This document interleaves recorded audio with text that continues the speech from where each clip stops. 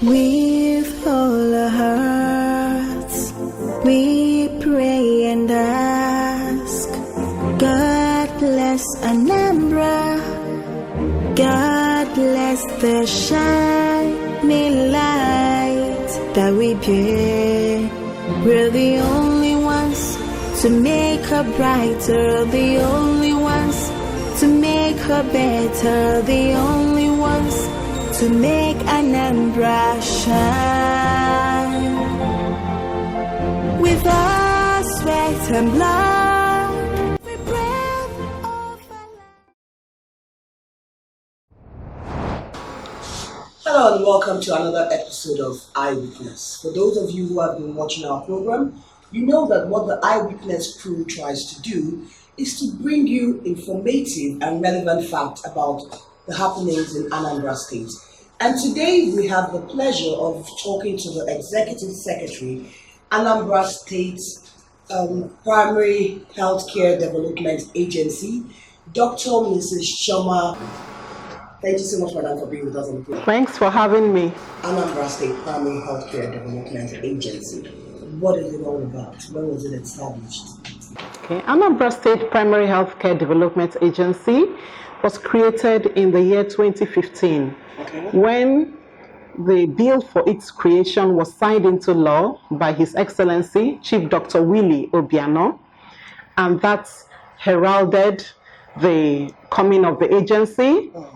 A 15-member governing board was instituted same year in April, led by Dr. Sonny Epunife, and of course on the board we have 5 permanent secretaries, those of health, information, local governments, women and social development, information, and we have representatives from the 3 senatorial zones, the local government chairman, 1 per senatorial zone, and of course the health-related associations, a representative each. We're talking of the NMA, the Nigerian Nurses and Midwives, community health workers. So that's about the board. In one of our oversight functions, we were able to visit the Anambra State Primary Healthcare Development Agency. That agency has been doing a lot. They've had some challenges, but in my opinion and that of our committee, they have been at least doing their best. And of course, it was set up to coordinate primary healthcare activities in the state. And that is what we have been doing. In fact, right now, all the health departments of the 21 local governments are under the agency. So they are all controlled from here. And when I say we coordinate primary healthcare activities, I'm talking about immunization services, nutrition services, health education, integrated management of childhood illnesses, and of course our flagship programs, which we carry out twice a year. What programs are those? These are vertical programs from national. We are affiliated to the National Primary Healthcare Development Agency. So we have some vertical programs we carry out every year. The National Immunization Plus Days. This is polio eradication initiative. So we do that twice a year. We usually do it April, May, and then we also do the Maternal, Newborn and Child Health Week. This we carry out May, June, November, December. So when it's a time for those campaigns, it's carried out simultaneously in all the local government areas of the state. And the community health services happens to be the primary health services. And by primary health services, it refers to the primary health facilities, what happens there, and being in charge of the health, human resources for health in those primary health care facilities in the 21 local governments. One major problem people have, especially about primary health care, is staffing. What's the staff strength like when you talk about doctors, nurses, other health workers that the agency has mentioned? For now, our staff strength in all comes to about 500 and something for the skilled workers. And of course, when you include the non-skilled, it comes up to just close to 1,000. But it has always been a problem because they are not enough. I was just going to ask, is that adequate staffing for So to address that, interviews were conducted last year at the Local Government Service Commission, specifically for the 63 PHCs that were renovated by the government. And we are awaiting the results of that interview. We should just, be out in a few, within 2 weeks from now, I believe. Let's talk about your agency's relationships with, since you're the primary health center, your core grassroots. What's the synergy with transition chairmen, the e-ways? Are they cooperative and helping with all these policies your agencies carrying out? Yes, it has been very cordial. I told you we have 3 local government chairmen on the board. Yes. And they represent the 3 senatorial zones. And since we started in 2015, some have been changed, with the government and all that. But each set that comes in, they have been very helpful. When we have issues that have to do with the local government, for instance, when there was the issue of the labor unions that didn't want to, allow the local government workers come under the agency, they were very key in the negotiation process. And after that, the labor agreed and sought to read that the workers were moved. So we have a very cordial relationship.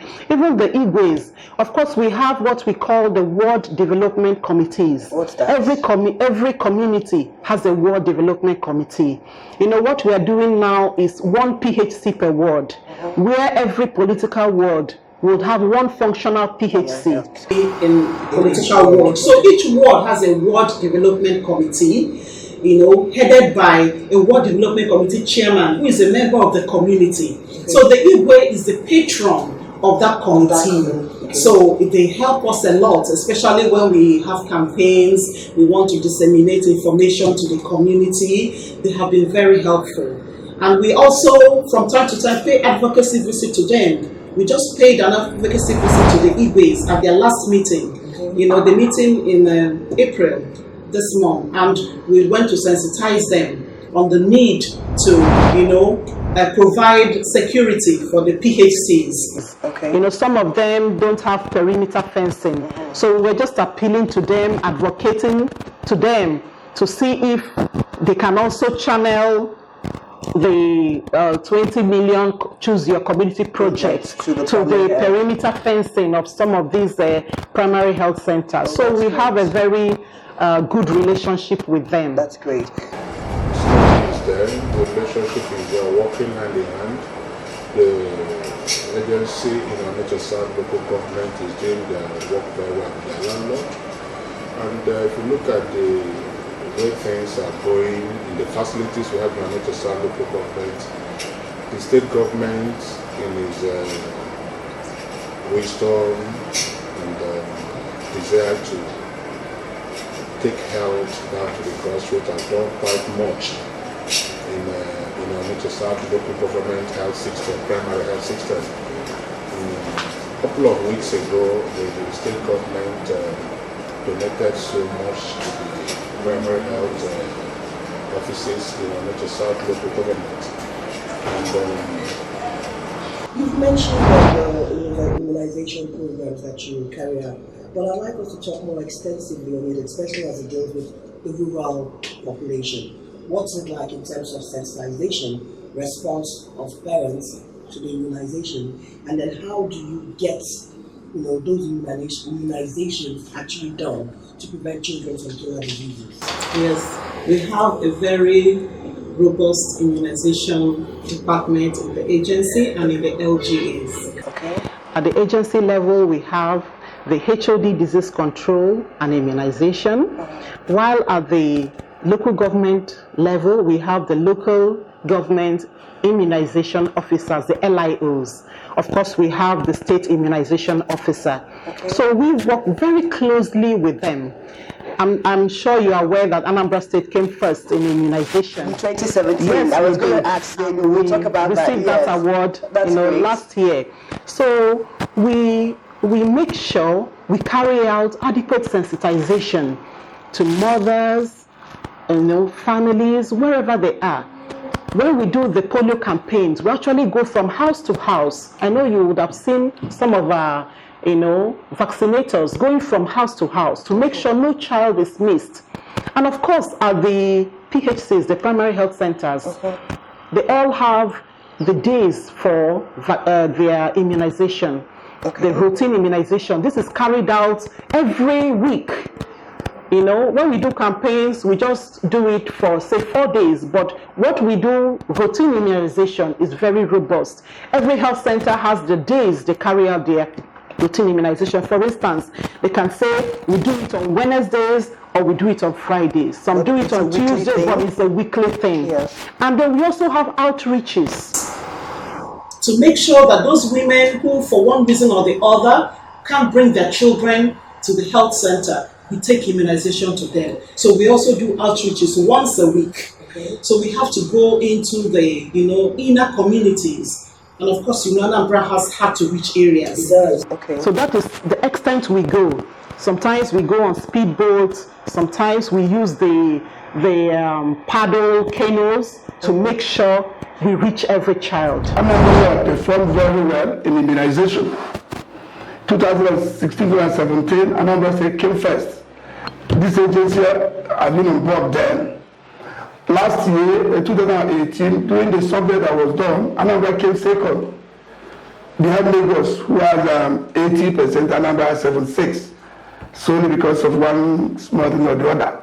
So Anambra has been doing very well. We've been doing all the national immunization plus days being carried out, all the supplementary activities being carried out. We are openly doing the maternal and newborn child health week, and it only involves immunization, vitamin K, vitamin A, supplementation, and deworming. When you are deworming, you are still controlling diseases because worms can create problems. Integrated management of childhood illnesses, integrated in the sense that the child comes to hospital, you check all possible things that can cause fever. Not that somebody says fever, you say malaria, you stop. No. You assess malaria, you assess pneumonia, you assess anemia. Those are when the child leaves, that child must have gotten an integrated attention. That's the essence. We have trained 240 workers on that. Last year to Somil repeated the same training for all health workers in Anambra State. We went local government by local government, training them on the same thing. And drugs have been provided, courtesy of Somil, equipment in all the facilities. Because the one they are coming for survey, they don't know where they will go. So all our health centers are now well equipped to face the minimal challenge which a primary care center is expected to do. Yes. Do you think all this that your agency is doing is what led to the last award of 2017, and then how sustainable is it? Yes, definitely. And we are not alone. We have partners in the state who help us with some of these programs. They are the development partners. I'm talking of WHO, we're talking of UNICEF, and of course the National Primary Healthcare Development Agency. So they all make sure, we have this very robust immunization service. For instance, we meet with the LIOs. We have monthly meetings with them. So at that meeting, they give us their challenges. And some of these meetings are hosted by our development partners. And they are all equipped.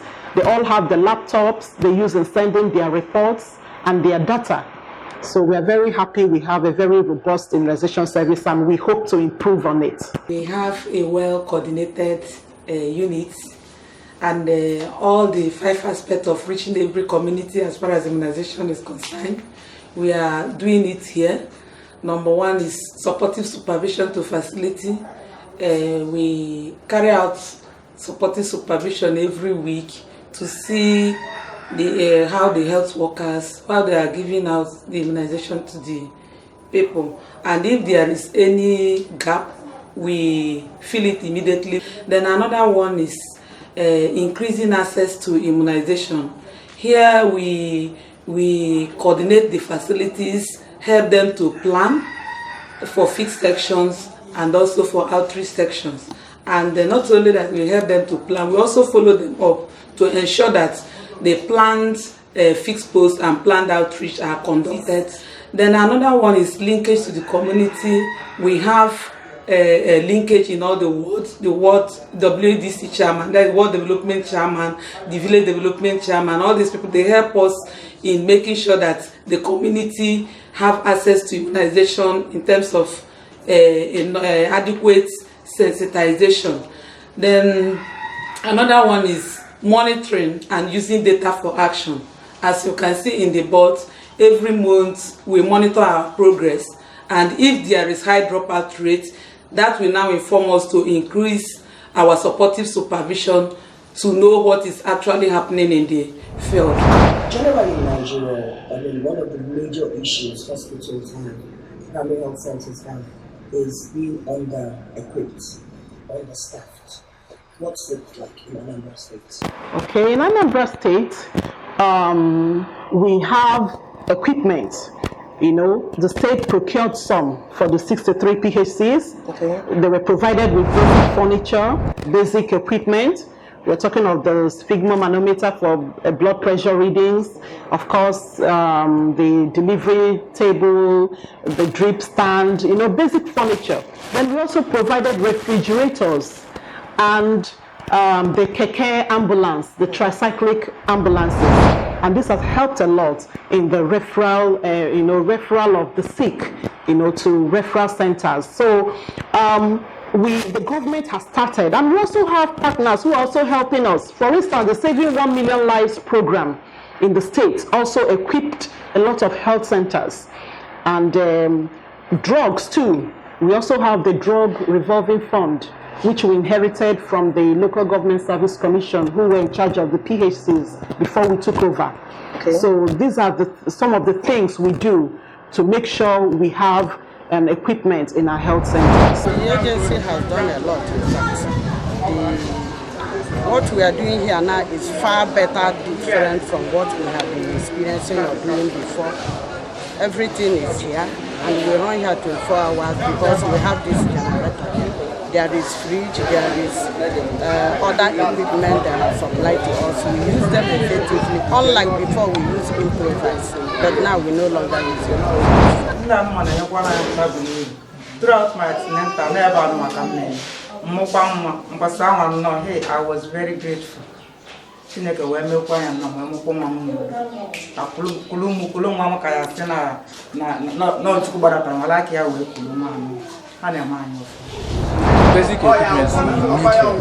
we actually have the state medical. Okay, talking about funding, there's a basic healthcare provision fund, primarily financed by the federal government. How is Anambra State benefiting from it?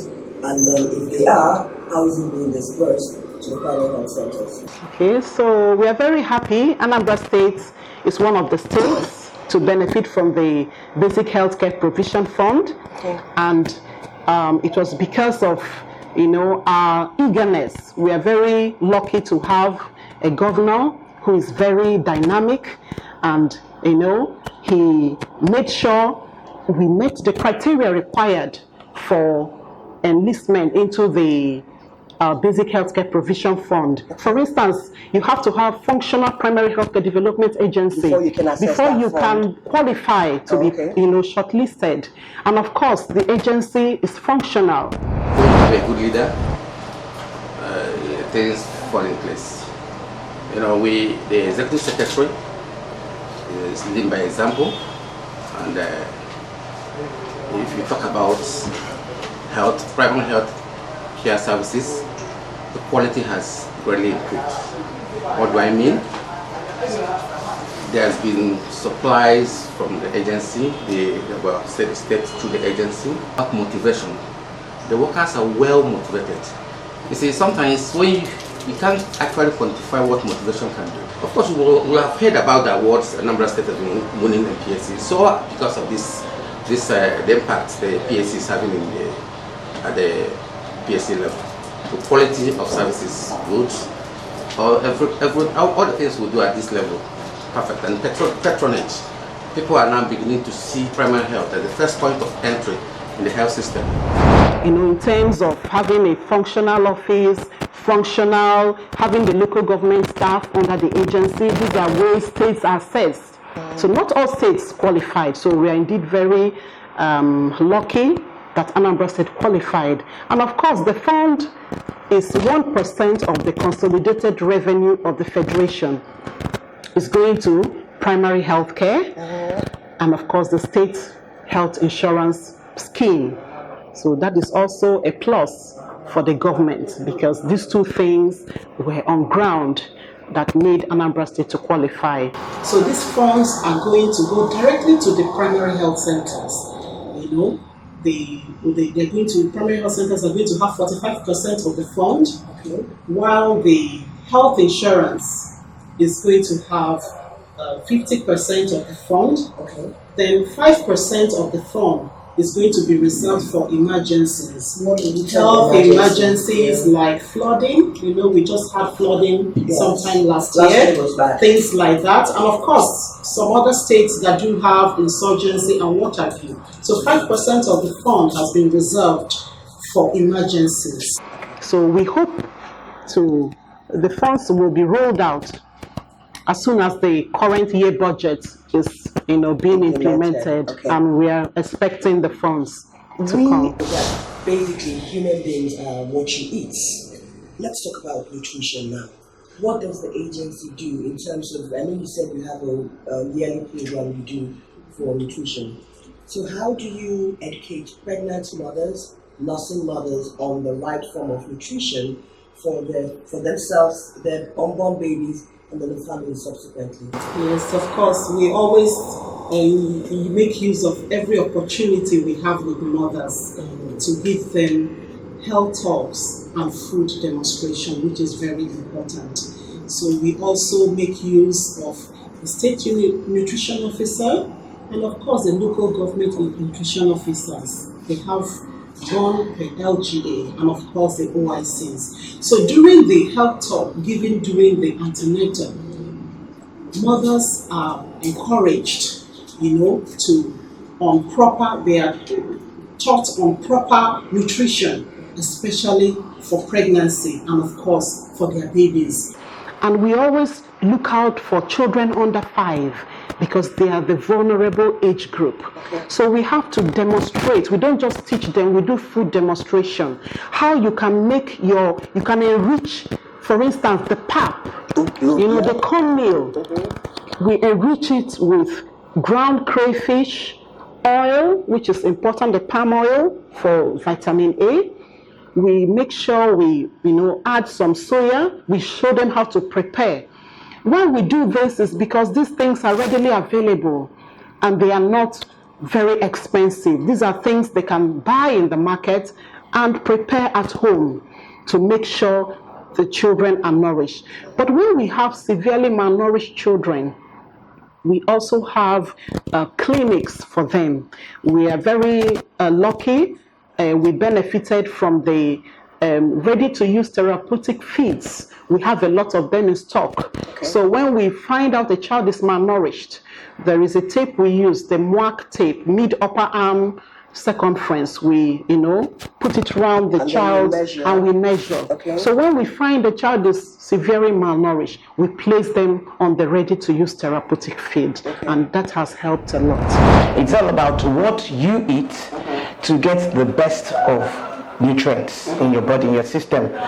Why? Because nutrition is the basis of everything. It monitors your well-being, your thinking, your intellect, and ultimately the GDP of a state. Therefore, we take a look at wholesomely everything that is eaten by children under 5. Reason we take care of children under 5 children are that the developmental years are when the child is 0 to 5 years, after which no correction can be made on the nutritional status of any child. And then the mother pregnant women, and that is why it is in the Primary Healthcare Development Agency. So these children, we look at their nutritional status. If there's a measurement that is used, the mark tape is used to take the measurement to know if the child is healthy, or the child is moderately malnourished, or the child is acutely malnourished. Therefore, when it is checked, we thank the Federal Ministry of Health as well as our governor, who has made it possible. We have 3 centers in the state where malnourished children have been taken care of now, in Onitsha North, in Oka North, and in Ihiala, where the status of the malnutrition is very high in those areas. So what are we doing? We are giving children ready-to-use therapeutic foods. Okay, so these ready-to-use therapeutic foods are given to a child, about 100 to 150 sachet, and the child will come back to normal. Do you have partnership with other people apart from government too on this nutrition? Yes, we have partnership. We have partnership with UNICEF.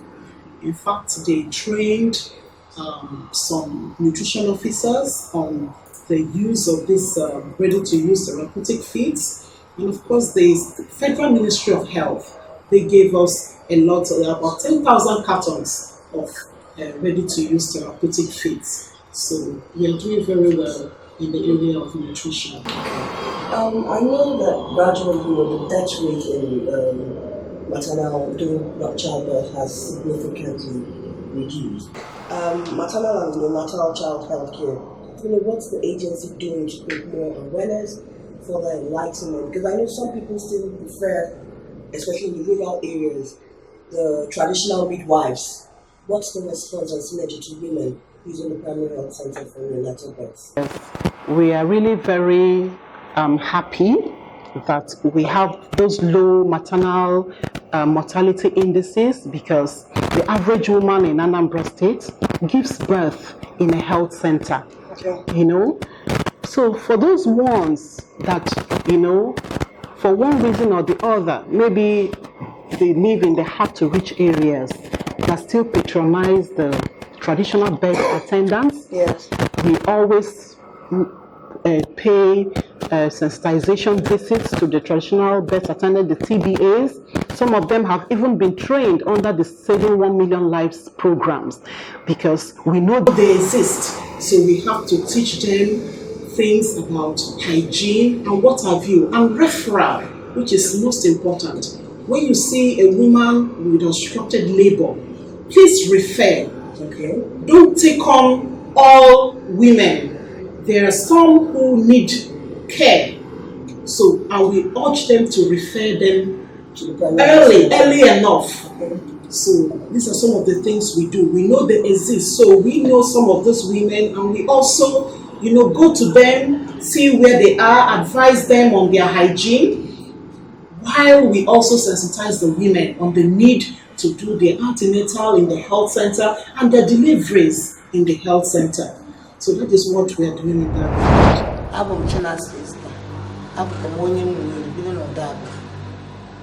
on primary health care. It's the nurse. Now, to the nurse, and let them mad or the morph, and then let them mad of morph. I like. Let's talk about the Anambra State Health Insurance Scheme now. What role is your agency doing to ensure that people in the rural community actually benefit from that? Yes, we are providers for the Anambra State Health Insurance Scheme. That means our health facilities are going to be used. Okay. Yes, and I'm happy to say that when the Basic Healthcare Provision Fund comes, all our health facilities are going to be providers for the scheme. Okay. So that way they can access care, and at very minimal cost, if for any cost at all. So that is what we are doing. We have credentialed about 63 PHCs from now, those that were renovated, yes. And we are still credentialing more to join the scheme. But once the Basic Healthcare Provision Fund comes in, then all the health centers will be able to participate, because by then we would use the fund to provide equipment and necessary renovation of the structure and what have you. So by then, all of them will start. But for now, we are starting, with some of our PHCs that have been credentialed. Okay, so that means basically it would get to the rural areas and everybody should be a beneficiary. Yeah. I think our last question would be, so I can let you go do other things, would be, MCI, Integrated Management of Childhood Illnesses. What's the synergy? What's your agency doing? And what's the percentage since you came on board? Yes, Integrated Management of Childhood Illnesses deals with management of the common ailments we have in children. We're talking of the diarrheal diseases, the pneumonias, of course, malaria, the fevers. So what we do, we train health workers. So we have trained 240 health workers on IMCI. We did this training 2 years ago. Last year, we also did the EPI training for the health workers. All the OICs, 2 per facility. So we have the charts we keep in every facility on diagnosis of these illnesses and at what point they must refer. So these are some of the things we do for IMCI, and we do it in the 21 local government areas and as well. Yes, and it is improving. It's improving. It's improving. Of course, during the MSCH week, we do deworming in children. Of course, we do vitamin A supplementation. We do this twice a year. We even go to schools, wherever children are found, playground. We make sure make sure that every child is reached. Dr. Chioma Ezenyimulu, thank you so much for being glad to have this interview. It's been a pleasure having you on our program. And I'm sure now, because of all you've told us, more people will have an idea what is actually happening in the primary health care center. So thanks so much for being with us. Thank you for having me. I, Dr. Mrs. Chioma Ezenyimulu, I'm a witness to Governor Willie Obiano's giant strides in Anambra State. Under his able leadership, Anambra State took first position in immunization for the year 2017. We are indeed very grateful for the leadership he provides. With all our hearts, we pray and ask, God bless Anambra, God bless the shining light that we bear. We're the only ones to make her brighter, the only ones to make her better, the only ones to make Anambra shine.